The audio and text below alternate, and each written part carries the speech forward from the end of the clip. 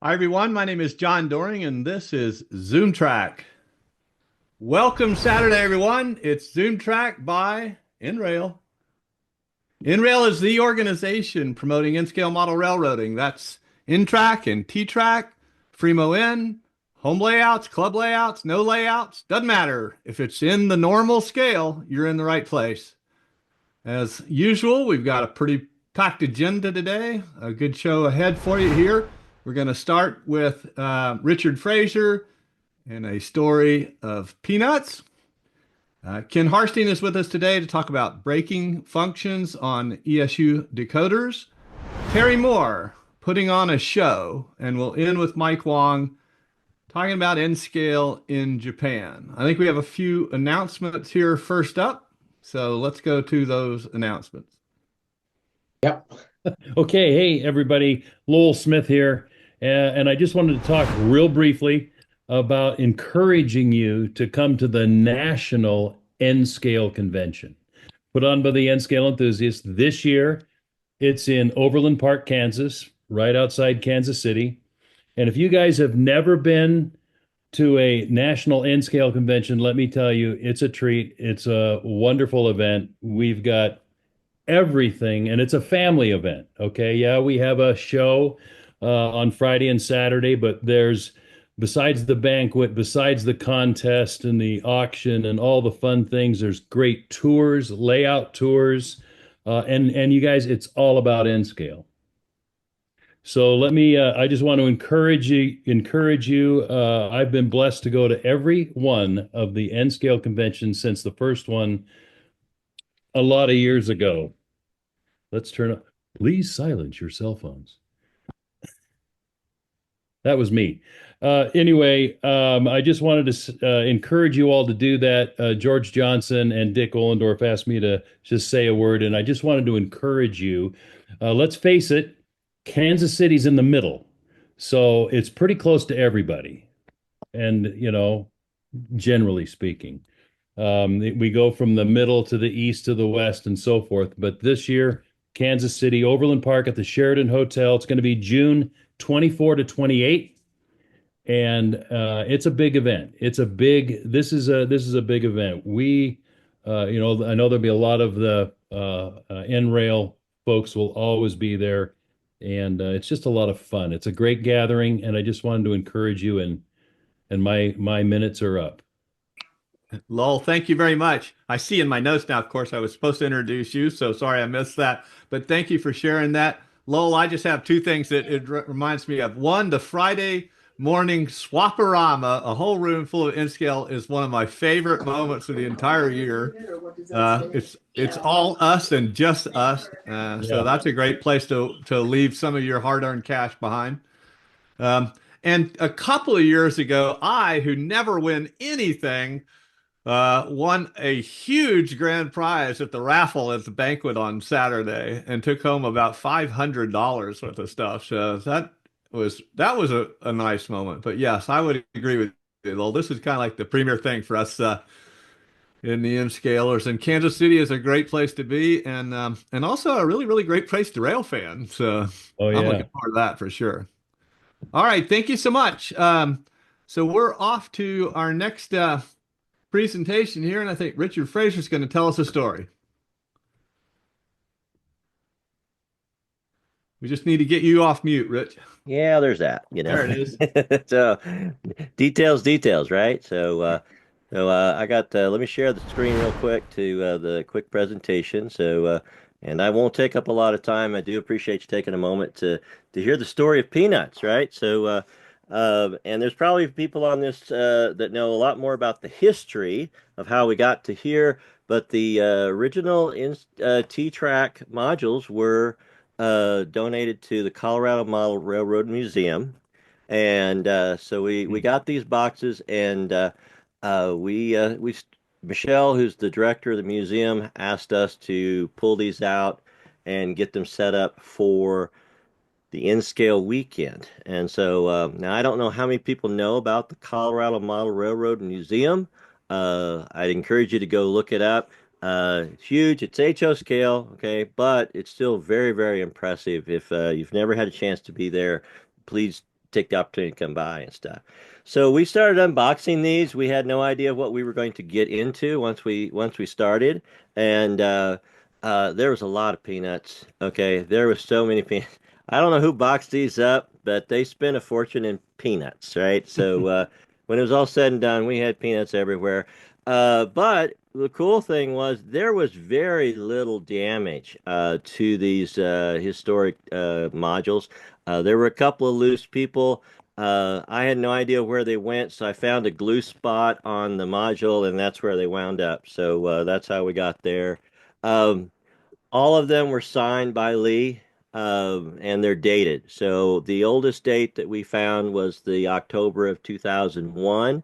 The newest was the May of 2003. So these were done over a period of 2, 3 years and stuff. There is a nice write-up on them in the NRail archives and stuff. So when this is sent out, maybe we can include the link to that so folks can see that and stuff. We got set up. Amazingly enough, we plugged it all together and it worked. We cleaned the track, we started running trains, and we ran trains for 2 solid days during the weekend there. The folks that run the museum, they did say that they had a pretty good day for a Sunday for them. So we had a lot of interest. These were very close to the front door, so every little kid that saw them was excited and ran over to it because it was at their height and stuff. But we didn't have any problems with damage and stuff. There's not automation, animation on these as well. In this particular picture, you can see the carousel, the Ferris wheel. Both of those work pretty reliably. The Ferris wheel had a few issues. You can't see it well in this picture, but the gondolas, that never worked. And there is a mystery switch that we haven't figured out what it does, but we'll fiddle with it and figure that out at some point and stuff.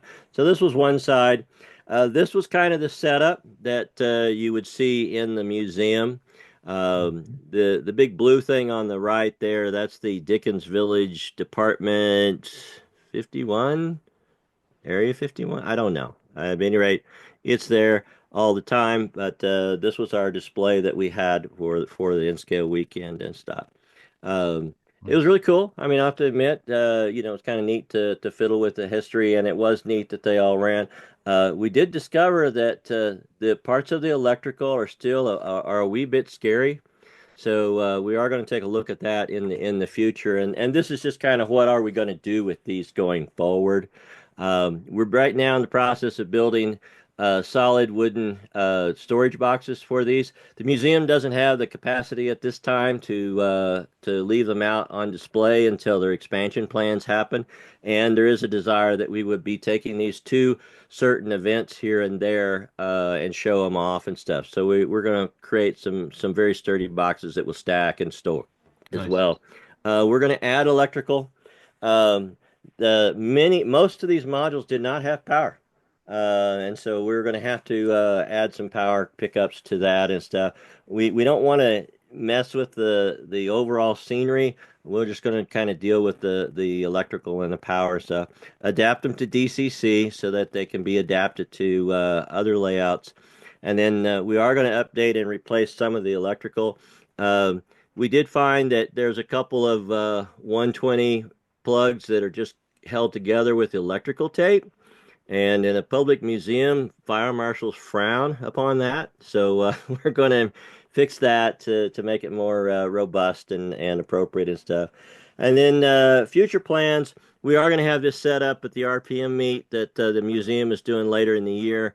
But we are wanting to look to see if we can't create a connecting loop, if you will, to where if you have a T-Trak module and you run your train, you can at least run on one of the outside loop and come back, and maybe we'll give out a little certificate that you ran on the original Yeah, the yeah. T-Trak modules that released in North America. So if there's any questions, I'll be glad to answer those. But that's kind of where we're at.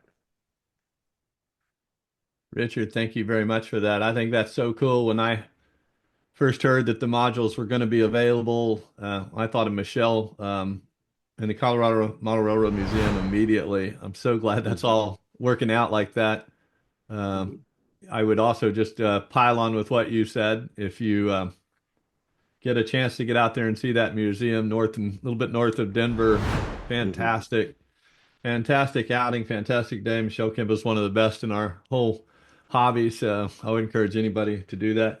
Yeah, if you can time it right, we do have op sessions now. We're now running Yeah, op sessions once a month, and we will invite anyone. there's a good idea. There's a good idea. I had the good fortune at the NMRA National Convention in the Los Angeles area last summer to go over to the Belmont Shores Model Railroad Club where they have a permanent display of the original N-Track modules. And, it is pretty cool to To see see it. that. And I Yeah. think as T-Track becomes even more popular with a younger generation of modelers, that little thing you guys got out there is going to be a little mecca, I think, Mhm. for railroaders. Thank you so much. I appreciate that very You much. bet. Thank you. Thank you. All right, let's see. I think we're ready for Ken Harstine to tell us a little bit more about ESU decoders. Ken? Hello. So, can you see my screen at all, or how's it set up? Yeah. Okay, great. No, we can't see your screen. We just see you. Okay. Oh, are you So, sharing? You need to share if you're going to share. okay.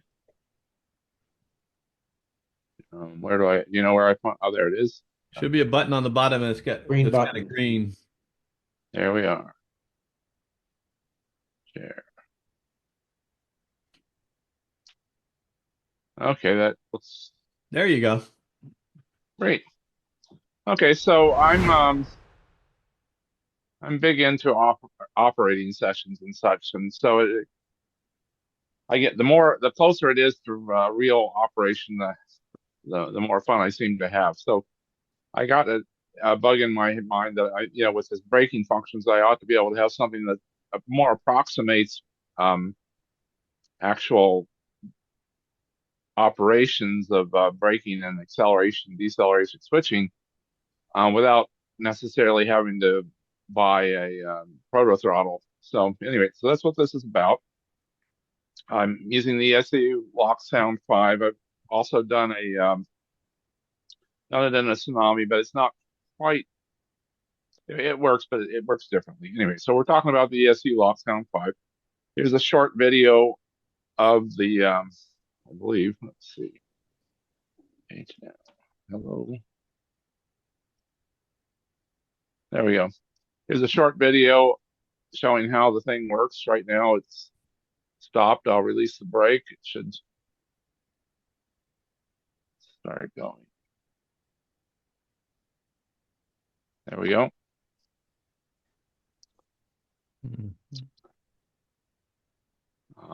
Hopefully the sound works. I don't know. But anyway, that's not vital. It just sort of, it's nice to hear the brake squealing as it stops. Obviously, if you're going to have realistic braking, you're going to also have to operate at realistic speeds so you won't run into things. So now we start to apply the brake, and then I release the brake to let it come in slowly. And then when I get to coupling, I apply the final brake. And that's basically how the thing works. And so here are the tricks. I use the ESU's programming device. It's pretty it's easier to operate than the JMRI, and it programs these coders with a gazillion CVs a lot faster, and that's really the main thing. So the first thing is obviously you need an acceleration rate, which is everybody's used to. That's normal. Looking down from there, you can see the enable brake time deceleration.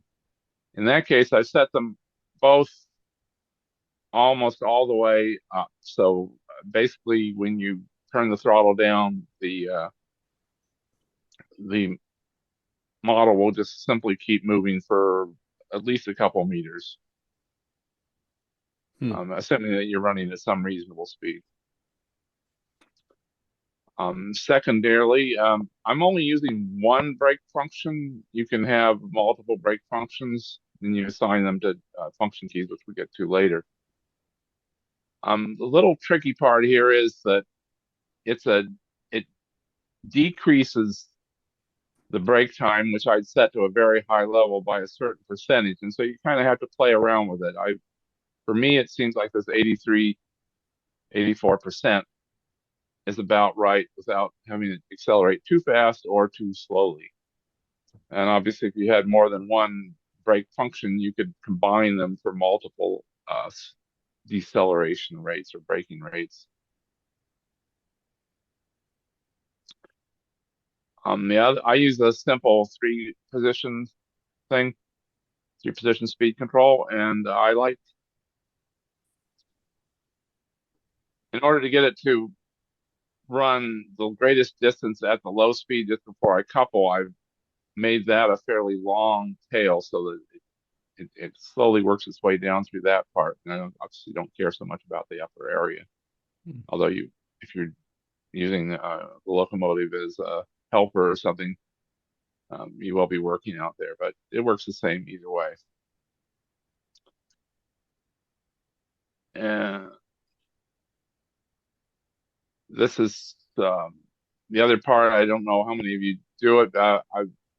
I've seen ESU seems to recommend that rather than adjusting the top speed from the previous chart, that you set up the top speed in the motor speed control regulation, where basically you drop the effective track voltage down to the voltage that makes it run at a reasonably prototypical top speed.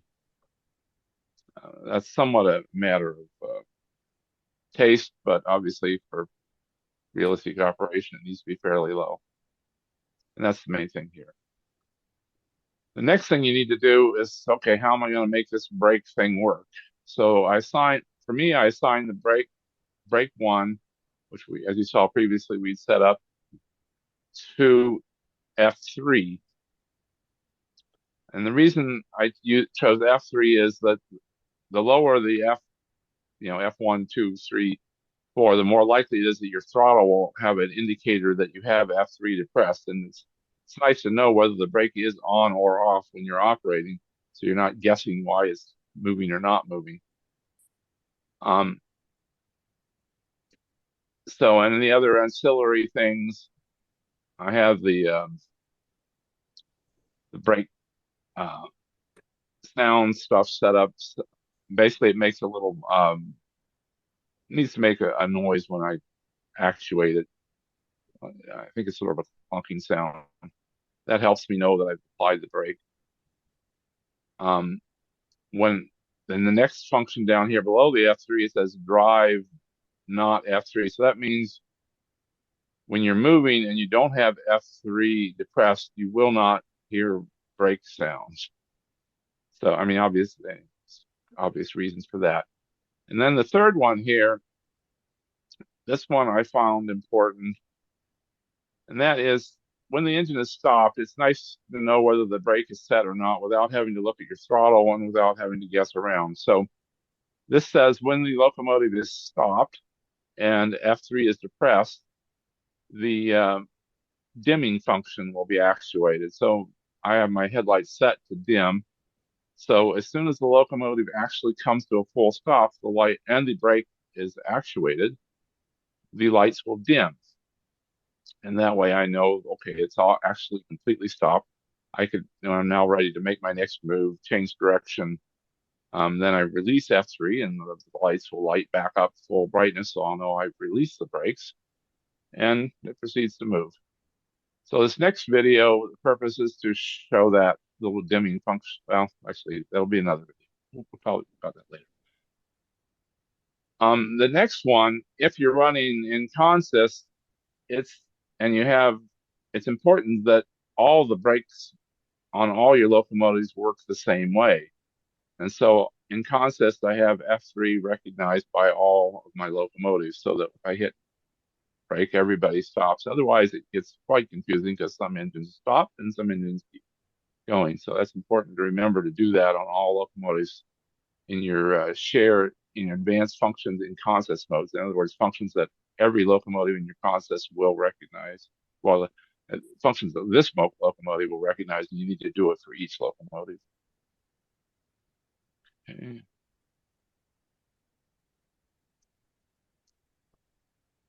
And this is just a brief, oops, what happened? I've set up what amounts to keep alive an N scale at basically almost 1,000 microfarad of capacitance with is the little keep alive circuit here, and then extra capacitors are added on to bring it up to a full 1,000 microfarad. When you're running really slowly, you don't want it to stop because of dirty track. That really interferes with the quality of operating. Okay, and turn off all these other braking on reverse DC polarity and braking on these basically remote brake functions. You don't want them coming on just because you lost power. Somewhat important with the also when you're doing the keep alive function. By the way, this keep alive only really adds on the order of half a second or so, even at 1,000 microfarad. I know other people have said other things, but the math doesn't work out that way, and my experience doesn't work out that way. Nonetheless, a half a second or even half of that makes an immense difference on operations. So, and this was the extra stuff. How are we doing time on this? I think we're doing okay. So this is some other ESU functions. If you want to have, I model Southern Pacific, and I got a lot of SD9s, but the standard sound pack from the SD9 does not come with a nascent P3 horn because they didn't exist when the thing, or they weren't widely used when those were created. And so basically you go into these down here, the sound functions, and you've got this funny chart over here, and you can actually put a box around that chart, copy things, and transfer them over. Now, I must have gone right past my little video that I was telling you about. There it is. So this is going to show you how the light works. So the bottom light here is the headlight that is dimming the my Mars lights, driver lights don't dim, only the headlight. So you see after we stopped.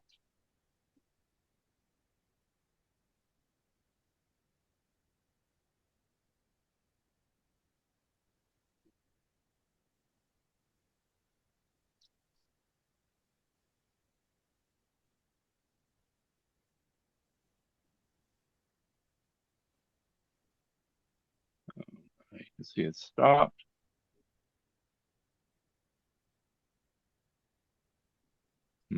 Well, that didn't work out the way I'd planned because obviously you can't see much. At any rate, the light dims, and then you can back up. Okay, are there any questions?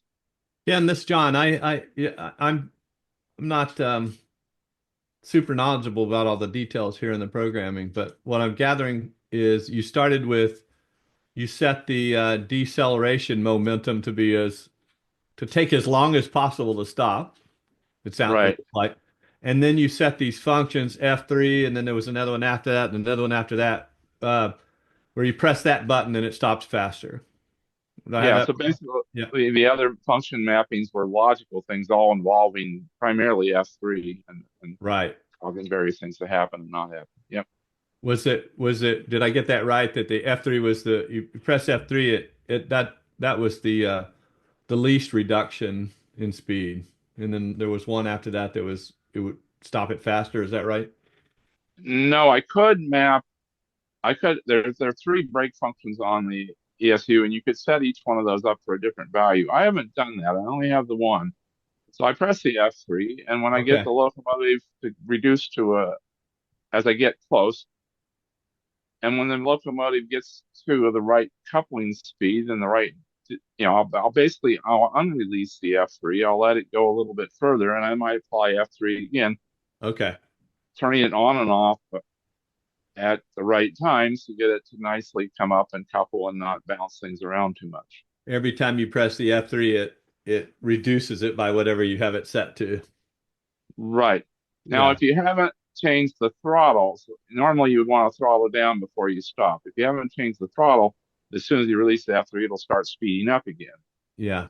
So, and which is kind of expected. So the first step when you're getting ready to brake is drop the throttle speed down to 0 or very nearly 0. Yeah. Yeah. I got you. Yeah. Well, I found as an operator that just have that momentum is a game changer all by itself. It just you have to slow down so much and you have to think ahead, otherwise you're crashing into everything. That is a really just an important piece of the whole puzzle, I think. I used to rail fan in yards, so hearing the brake squeal just before it stops just sort of brings back memories for me. Fantastic. Any other questions? I'm looking in the chat. I don't see Ken, questions. Dave Ferrari. Dave, go ahead. I have a question about consisting.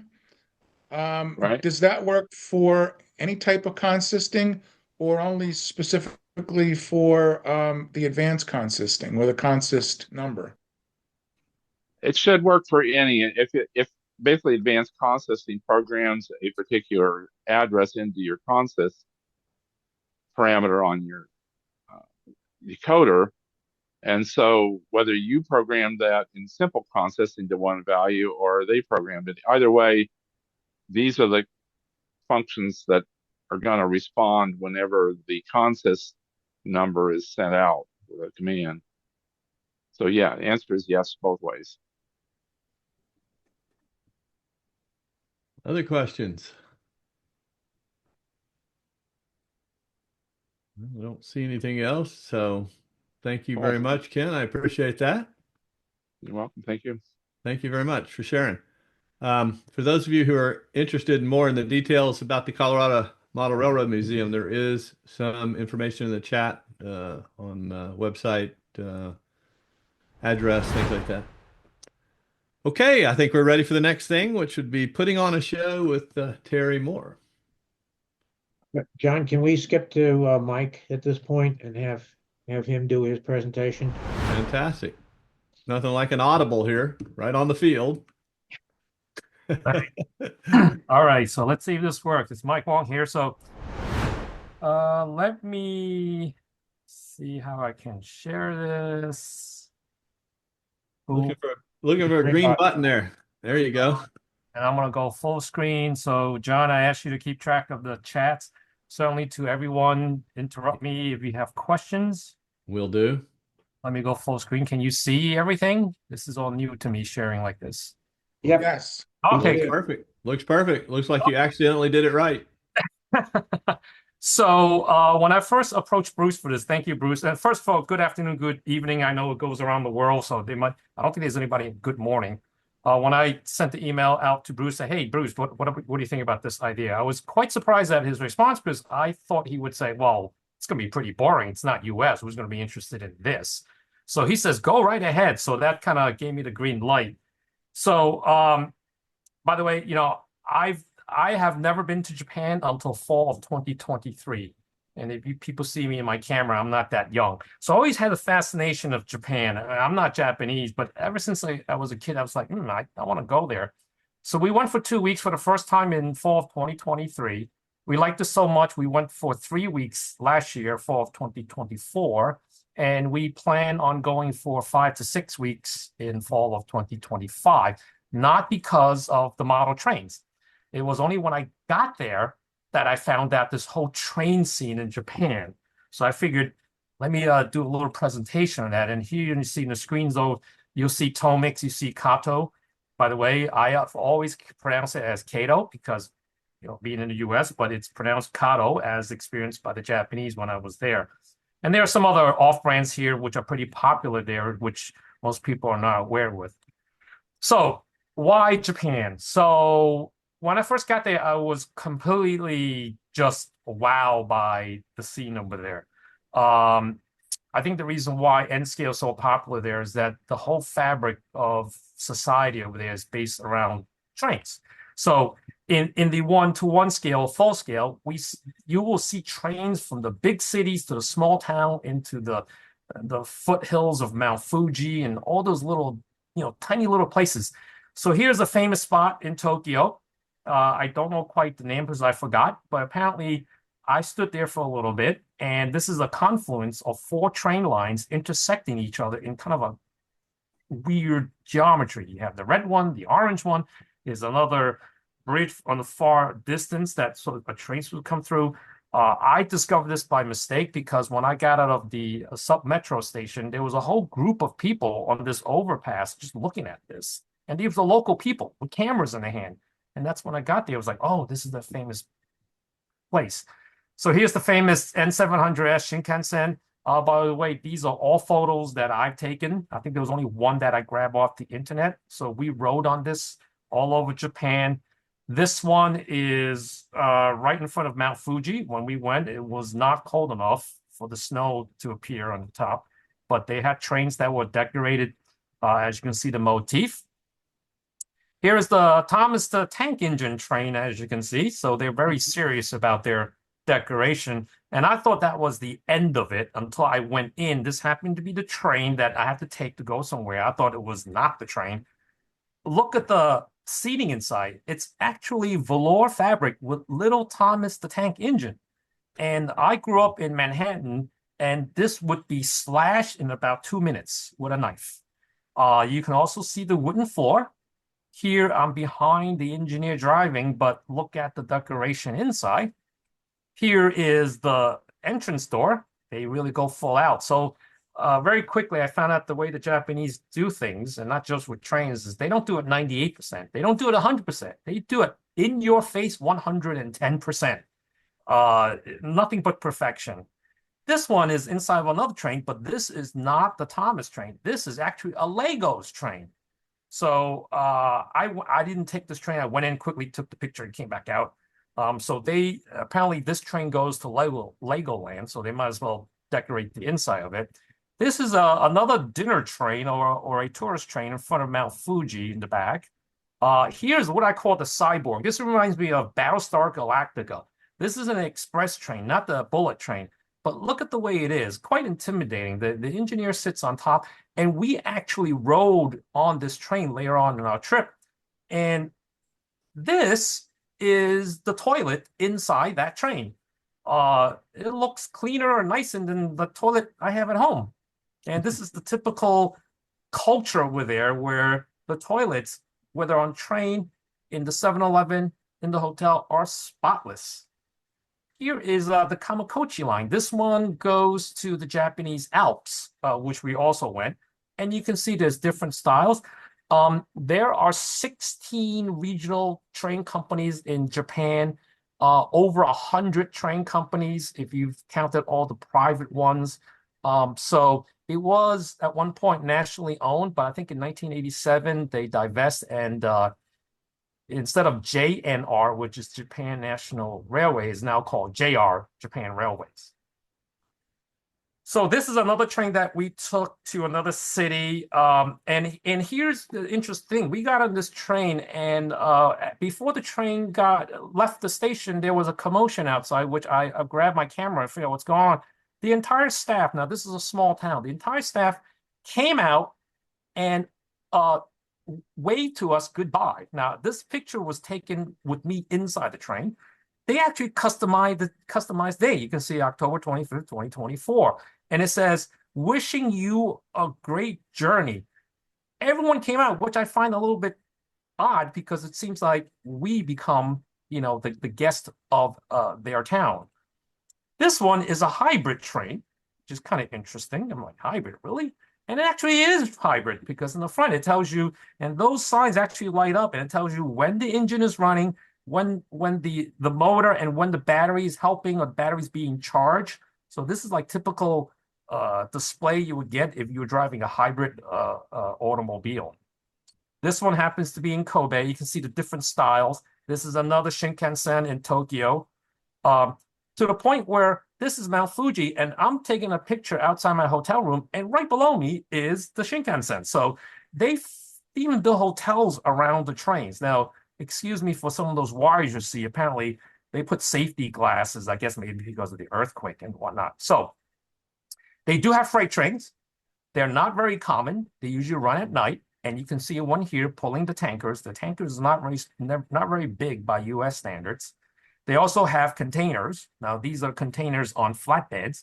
Now, one thing they do not do that we do in the US, they do not double stack them. Everything is single stack, maybe because the size of the tunnels and whatnot. And this is a tram. Again, they can't leave it alone. They got to put some kind of decoration on it. I believe this one goes, the last stop goes to a temple dedicated to cats. So it's the cat temple. So they decorated the tram to be a cat tram. So in art mimicking life, as we see oftentimes, how does the real trains affect the not the real trains? So this, believe it or not, I spotted, is a bento box. And this is shaped after a Shinkansen. And it's really meant for little kids, but I had to get one.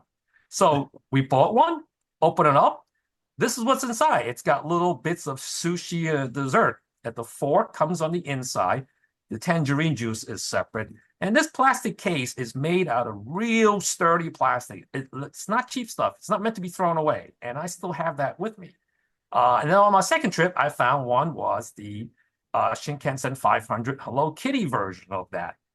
Now, and here are little Lego toys we'll call petite blocks. And they have these little packages which put together all the different kinds of trains. You have the Shinkansen, the freight trains.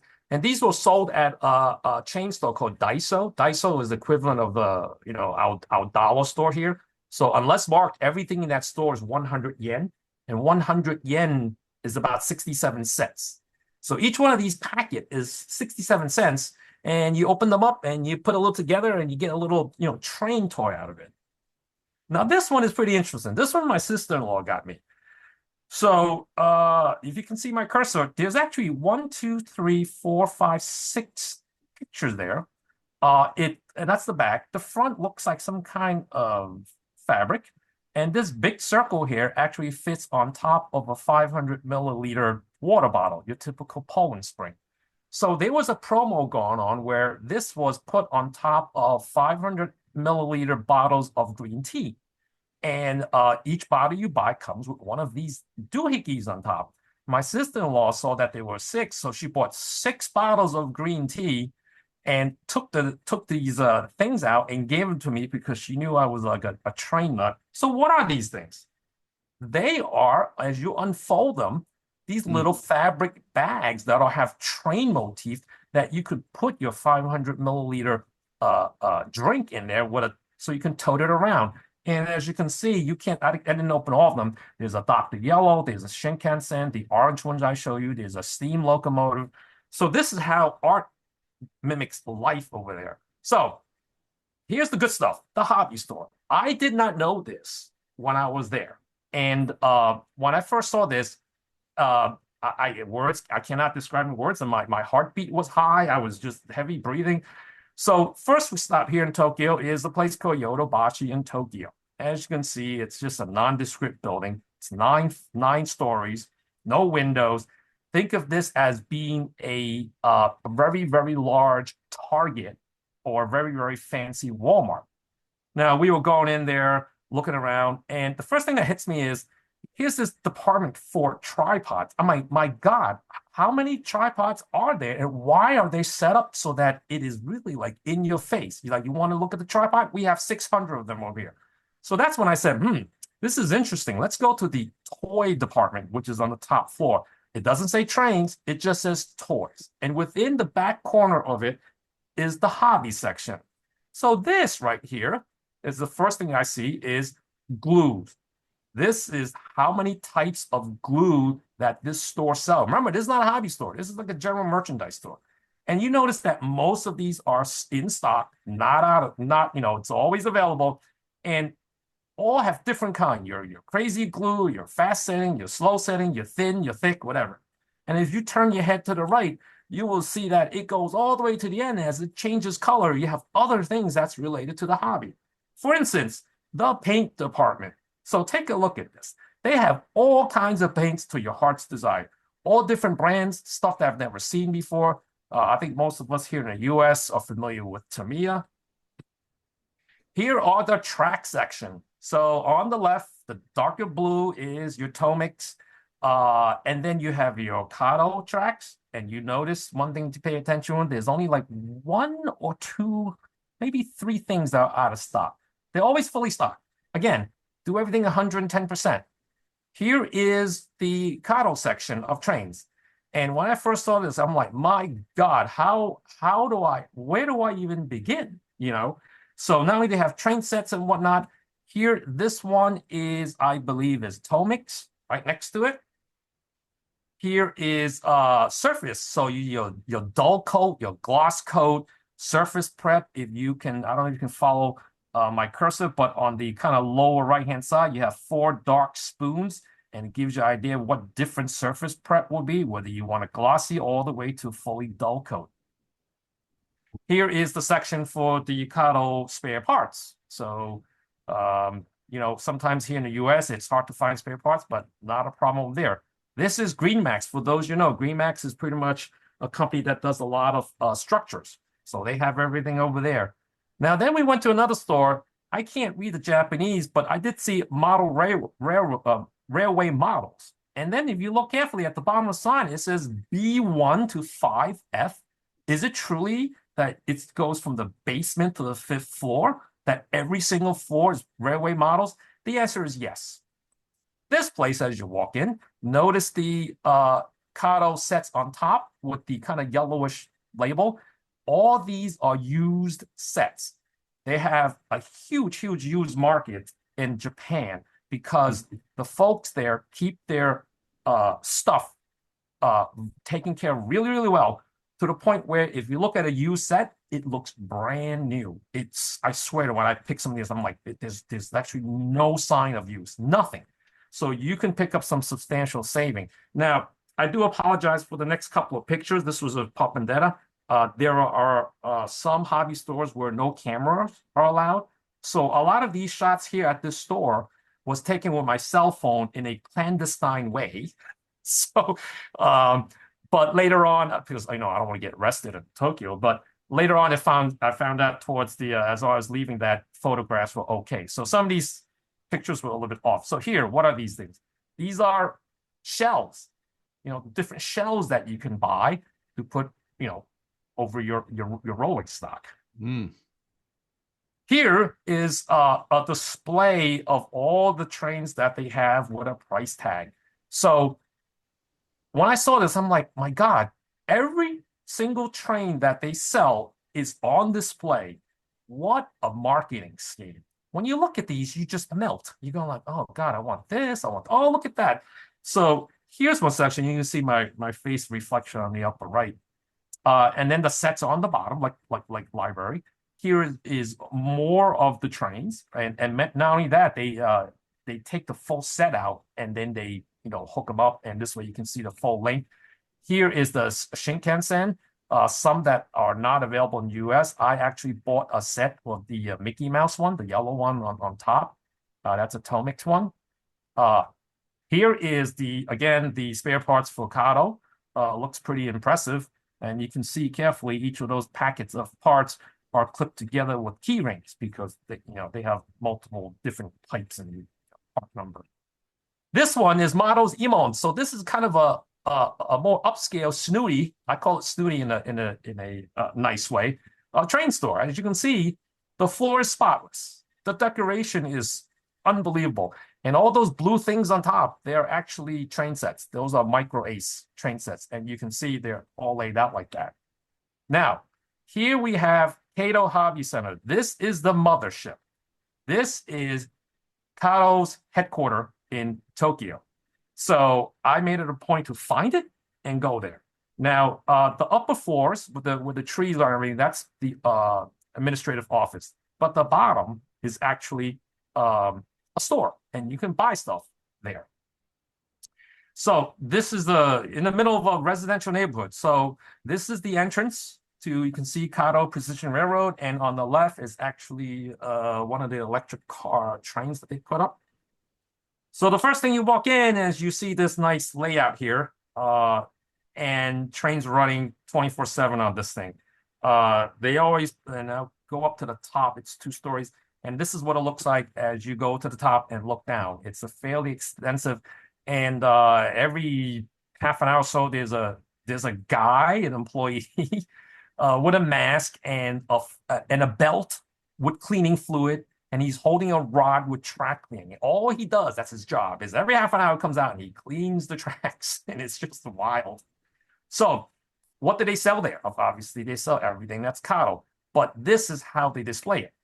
So as you can see, I want to point out again how clean the floors are. You know, you can eat off of that. And you can see they put out their trains just like the independent hobby stores. Now, they sell at retail price. But if you flash a passport, any passport, they will take off the 10% VAT tax immediately in front of your face without you having to deal with it at the airport. So each one of these rows will have just train after train after train. So here is the spare parts section. So if you're wondering where are the spare parts, oh, they're all over here. And you can see they're pretty much well stocked. Here is a display of just trucks, all different kinds of trucks. Here is again the shells of the various trains that they make. And then of course, this is just a shell. Here is the display of all the insides, you know, all the interior seats and whatever it is, you peek that through the window. And here is some of the trains, some of the Shinkansen that they also put on display. They also have Kato USA. Look at that, American diesel locomotive with the American flag. And if you look carefully, some of these locomotives are quite recognizable by you folks. You know, that there's a BNSF, there's a CSX, you know, I'm surprised. Well, there is a Union Pacific somewhere in there. Now, you notice that section is quite small compared to the rest of the trains so far.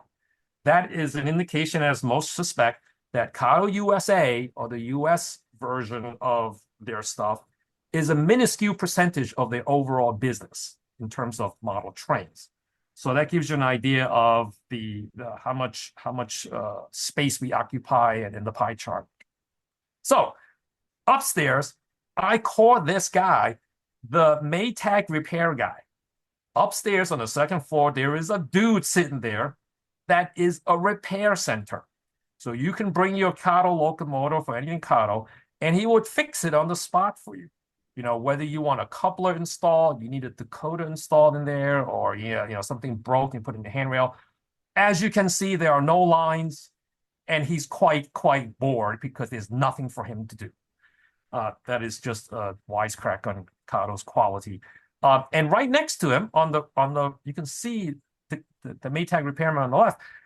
Right next to him are these little cubicles, and I was wondering what are they for? Well, apparently, those cubicles are for customers to come and bring their own trains to repair. You can borrow the tools from the guy on the left if you need a tweezer, if you need a micro screwdriver.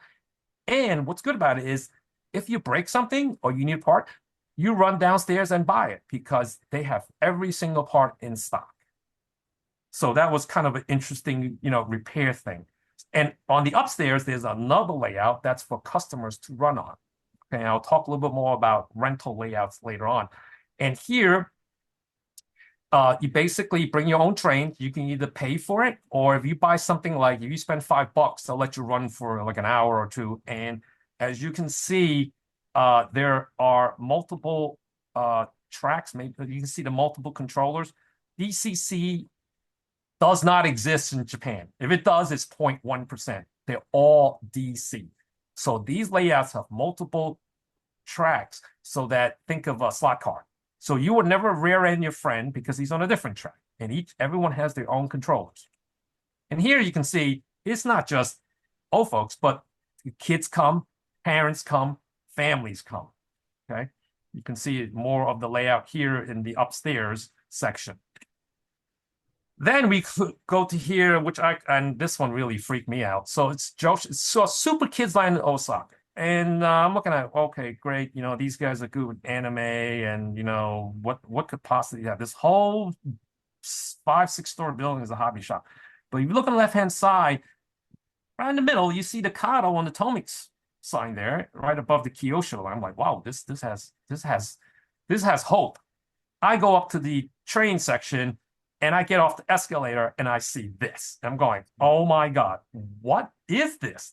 This entire floor is for N scale trains. By the way, N scale is like 98%. You're not going to find any other scale. That's because the Japanese apartment is very small. And Kato and Tomix, where you can put together tracks taken apart when mom needs the kitchen back, is a reality. So let me give you a tour of this thing. So starting as the shelf on the right closest to me, right here. So here we have Tomix trains. Every train put out on display. The kits on the top have the tracks and the power pack. The ones on the bottom are your bookcase sets. So you see something you like, you find a number, you pick it out, and you bring it to the cashier, just like the supermarket. To the left of this is, oops, sorry, wrong direction. To the left of this is, look, more Tomix trains. All right. Now, as we round the corner on the left, we have Micro Ace trains. Now, again, look at the floor, how clean it is.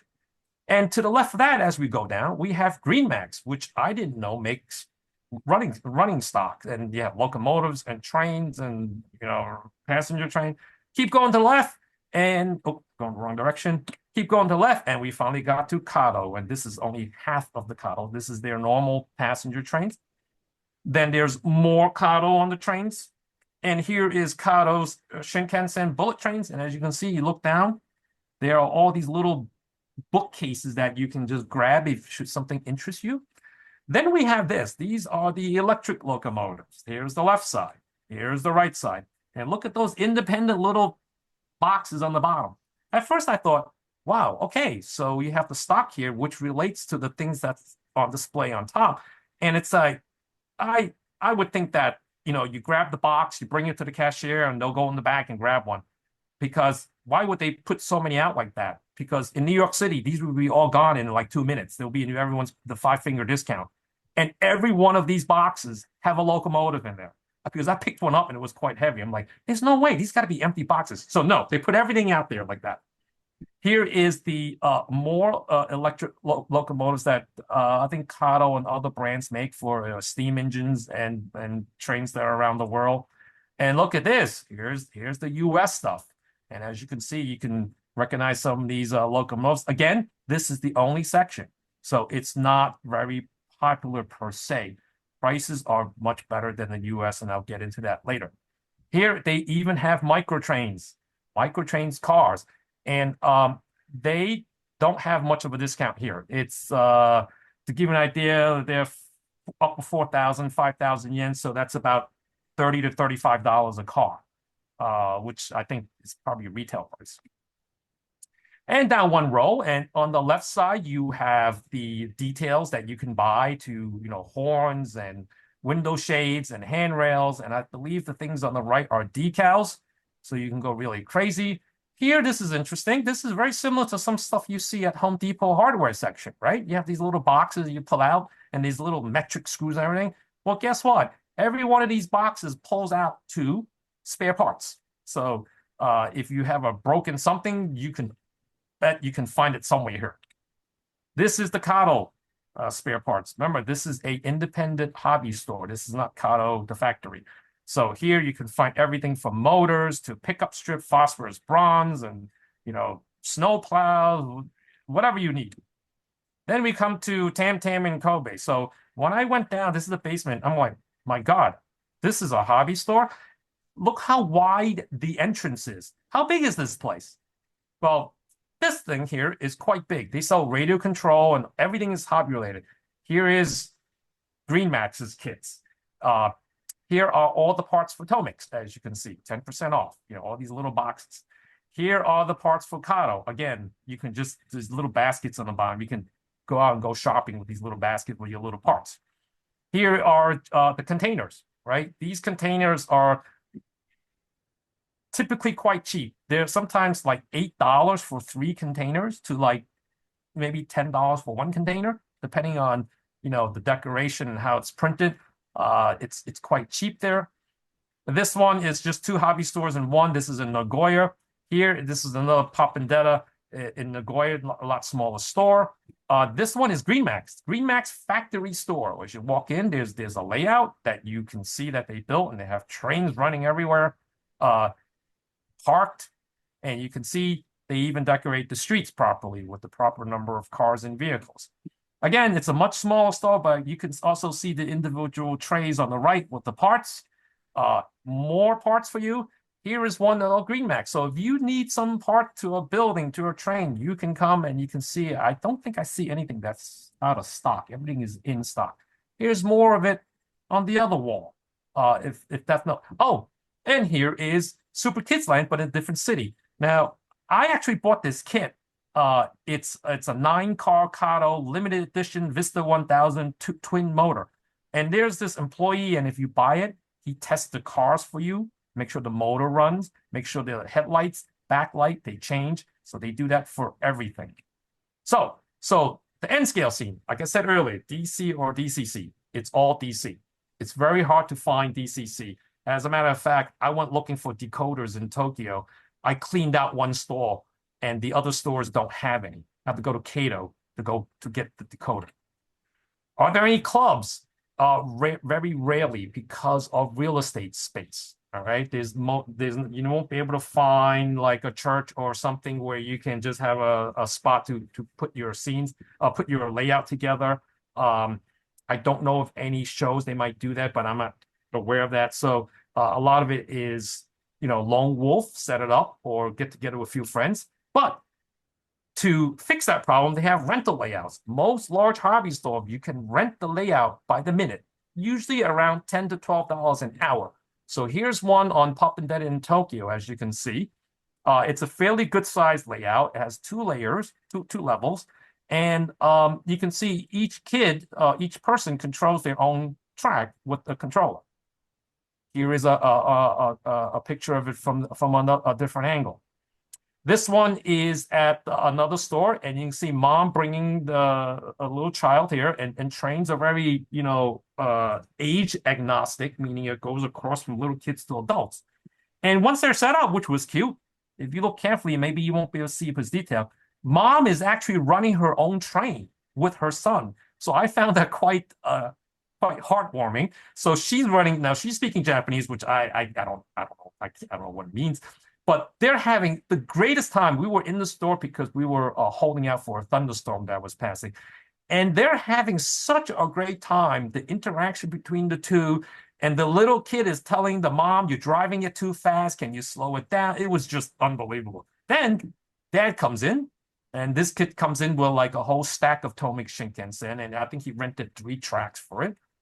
This one is the fancy models emo. I believe this one's an HO scale. It's not really scenic yet, but it's quite big. And you can see this is the middle of the day. It seems like some of the retirees show up, you know, not school kids. This is Tam Tam in Kobe. This one just got started up again. They come and run it. It's not very well scenic yet. So the cost of the hobby in Japan, just to give you an idea of what they pay and what we pay. So this is me. I'm camera shy. This is me making the biggest purchase of my life in Japan. As you can see, that bag is the largest bag they have is full, and that thing is full of Kato and Tomix kits. And I had to get it. And it's actually fit in that little duffel bag on top. I had to take one of my carry-on and check it so I can bring all of this into that bag so I can take it home on the airplane. And what did I buy? All of this. All right, and there's many sets in here, cars, catalogs, and, you know, cases, whatever. So as an example, so I bought this in Japan. I paid $71 US dollars. I've seen this at train shows between $150 to $160. This is a 4-set train. This is a 3-set, not even available in the US. I actually rode on this train, so that's why I bought it. It was $68. This is in Hiroshima. This is Hiroshima's interurban train. This is your typical DC locomotive. The top one I purchased will be for $38. The bottom, $45. And the good thing about purchasing stuff there, again, if you waive your passport, 10% is actually removed from the price. Prices advertised in Japan includes their 10% VAT tax. So what you see advertised is what you're going to pay at the cashier. That's the rules or the custom or the law. I don't know what it is, but it's actually very nice to go to the cashier, and it's actually less than advertised. Now, in the Super Kids Land before earlier, they do even one better. If you use a credit card, they would knock off an additional 5%. I nearly fell off the floor because in the United States, they add 3 to 5% by using a credit card. Over there, they subtract 5%. So between they sell either 10 to 20%, mostly 10% off retail price. You get another 10% off by flashing your passport, any passport. Then you get another 5% off for flashing your credit card. So you're pretty much taking 25% off the price that you see on the sticker price. This is the same picture. I paid $200 for this. It's a $300 set in the US if you can find it.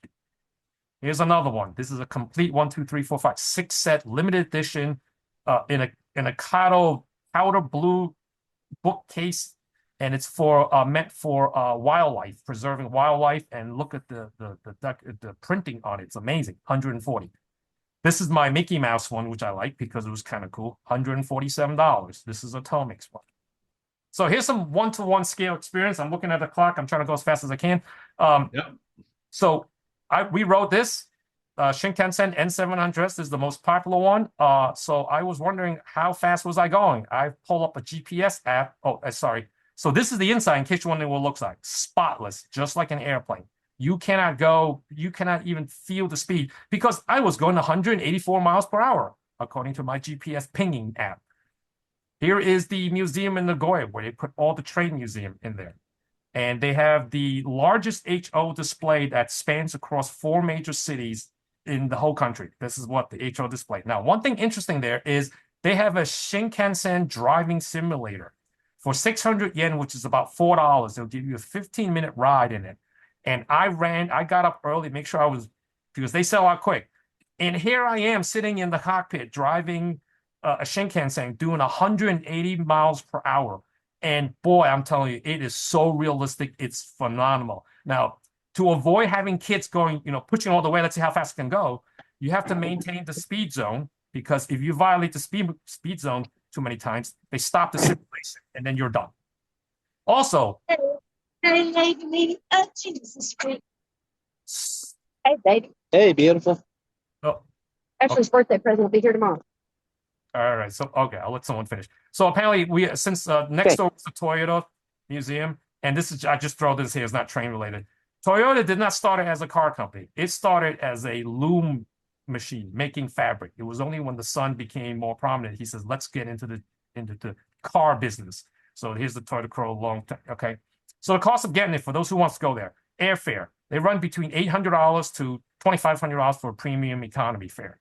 It is 14 hours direct flight from Newark, New Jersey. So you can calculate the dividend. It's a long plane ride. The exchange rate is very positive for the past 2 years, and it's staying that way. 150 yen to the US dollar. So that's why a lot of stuff there is pretty cheap.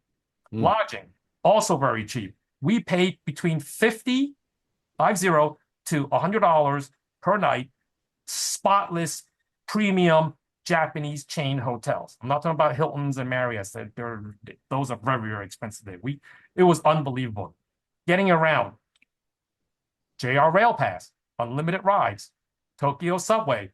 For the cost of $10, you have 72 hours. It's the first time you use it. It's not by the day. So if you start 11 p.m. at night, that's when you start clicking. It's 3 days, 72 hours of usage anywhere in the Tokyo Subway system for $10. Food. So for those of you who like Japanese food and the cost, 7-Eleven. This is not the 7-Eleven we're used to. They don't have hot dogs rolling around for 5 hours on that warming tray. So they replenish fresh food, vegetables, chicken, everything. We go to 7-Eleven like a couple of times a day. Hot drinks, vending machines, hot drinks, cold drinks, alcohol. You can buy beer hard liquor from these machines. And there's a sign that says you have to be 20 years or older to drink in Japan. And guess what? I sat there for an hour taking a break. Not a single kid, not a single underage person approached the machine to buy an alcohol drink. McDonald's, look at the sandwich on the bottom row middle. They have a shrimp fillet made of chunks of shrimp. It was so good. Here is a bar food, all chicken. The dish on the far left, it's actually chicken wrapped in chicken skin, fried in, oh my God, I better stop describing it. This was $23. Wagyu beef, the marbling of the beef, unbelievable, indescribable. Kobe beef, same thing, unbelievable, cheap. This is what a meal that my wife and I had. I had the fried shrimp bowl on the left, then there's a Caesar salad and a tuna bowl, the soup and everything, $23 out the door. Here is a pork bowl lunch, rice, salad, soup, everything, $9 out the door. This is a pork tonkatsu, fried pork, unlimited salad, unlimited rice. That thing that with the orange cover is clam soup, unlimited, blah, blah, blah. It's $10. We're looking at right now is $10. So for the $20 for the both of us, we were done. So thank you so much. Sorry to take a little longer, but any questions? Fantastic, Mike. Thank you. One thing you didn't cover that I wrote a whole bunch of questions down as you were going, but you covered most everything.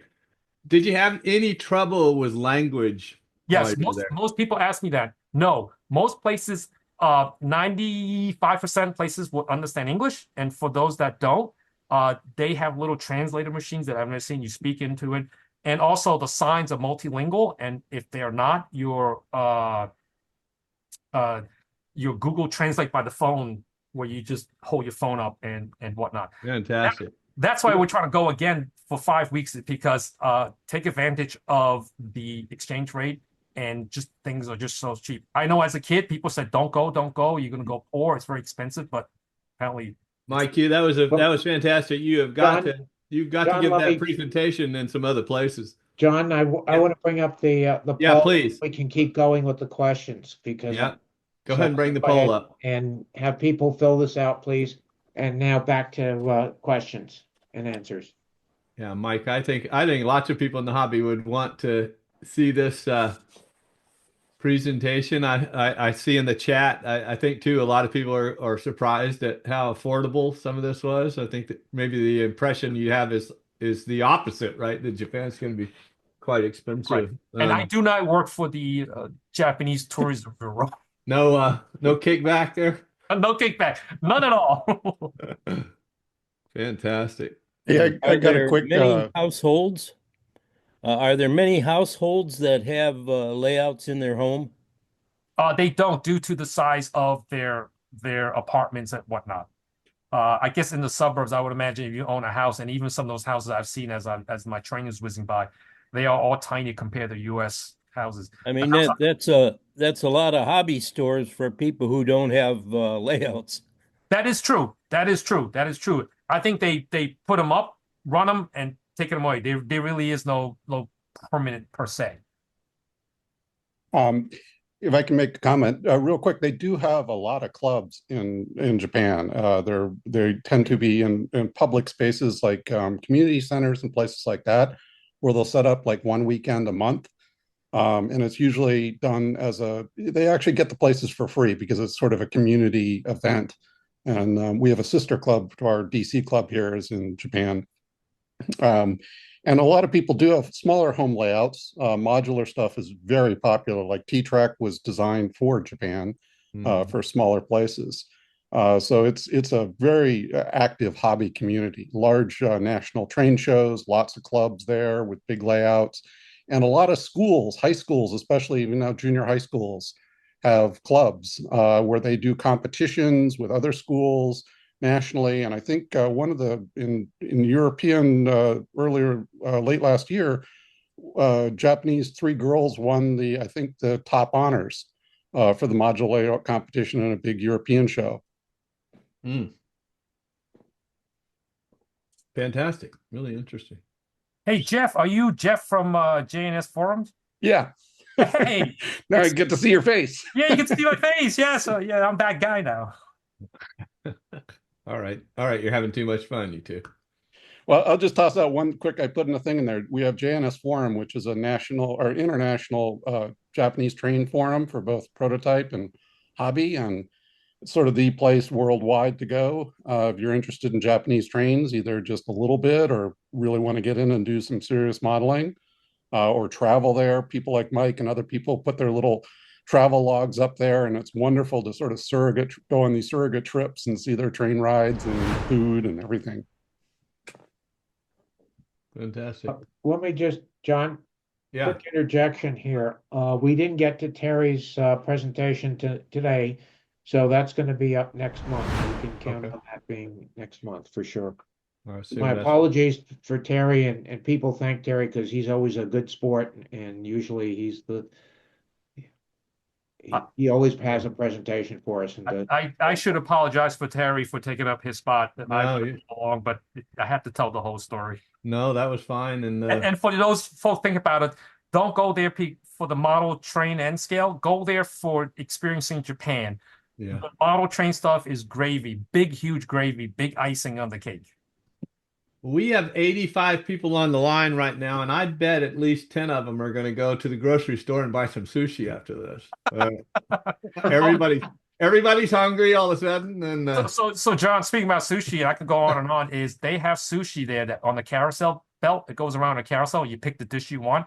Each dish costs 95 cents. My wife and I had a full sushi meal for $17 out the door. no, you're just piling on now, Mike. oh, yeah. Well, thank you again, everyone. As always, we appreciate you joining us on a Saturday afternoon, especially as the weather starts getting nicer. There's always lots and lots of things to do. So thanks for everybody showing up. Good questions and stuff. Thank you to all our presenters. Let's head off and get that teriyaki going here. Thank you, everybody. See you next month. Take care. Thanks.